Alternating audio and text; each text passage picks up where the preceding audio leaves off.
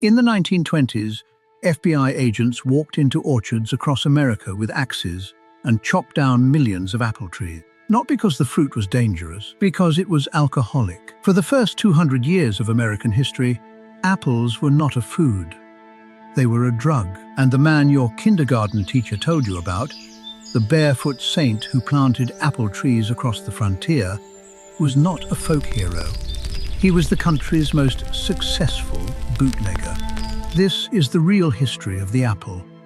Every apple grown from a seed is genetically different from its parent. Plant a seed from a Honeycrisp and you will not get a Honeycrisp. You will get some random hybrid, and roughly 99 times out of 100, that hybrid will be small, hard, sour, and inedible. The apples the American colonists actually grew were nothing like the ones in your grocery store. They were called spitters because that is what you did after biting one. Bitter, astringent, barely chewable. But if you crushed them and let the juice ferment, you got something else entirely. You got hard cider. And for the first 2 centuries of American life, that is what the apple was for. The average American in 1800 drank roughly 35 gallons of hard cider per year. Children drank it at breakfast. Ministers drank it at communion.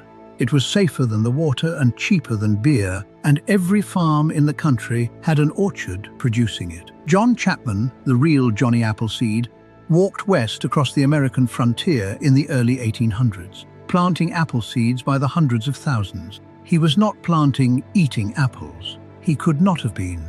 Seed-grown apples are inedible. He was planting cider apples.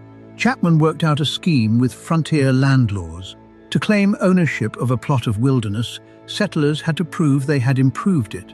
And one of the easiest ways to prove improvement was to plant a permanent orchard of 50 trees. Chapman would arrive ahead of the settlers, plant nurseries of cheap seedlings, and sell them at a profit when the wagons rolled in. Every one of those orchards became a cider still. By the mid-1800s, apple trees covered the American Midwest, and the country was drunk on them. Chapman died a wealthy landowner, remembered for the wrong reason. If you're finding this interesting, hit subscribe. The strangest part is still coming. When Prohibition passed in 1920, the temperance movement understood exactly what apples were for.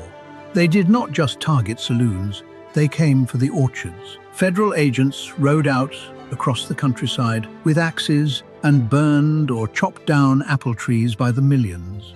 Farmers who had spent generations grafting rare cider varieties watched their entire livelihoods destroyed in an afternoon. Estimates vary, but historians believe more than 80% of America's apple varieties went extinct during this period.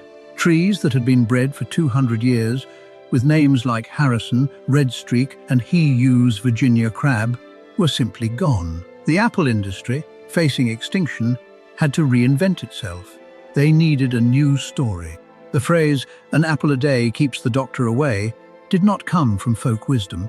It came from apple growers desperate to survive. The industry pivoted aggressively from cider to eating apples. They funded studies. They lobbied the USDA. They pushed the sweet, crisp, waxy varieties that could be shipped to grocery stores, the Red Delicious, the Golden Delicious, the Macintosh, and buried the bitter cider apples in history. The Red Delicious, in particular, was engineered for appearance, not taste. Growers selected for deeper red color, thicker skin, and longer shelf life.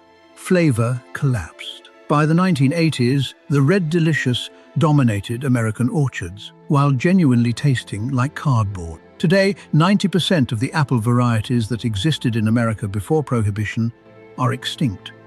What you eat is a survivor of a mass extermination.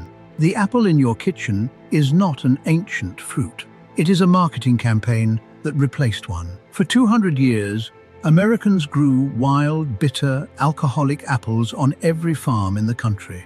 Then the government came for them with axes, and the industry rebuilt itself by lying, inventing a health slogan, engineering a shiny red fruit, and burying its own past.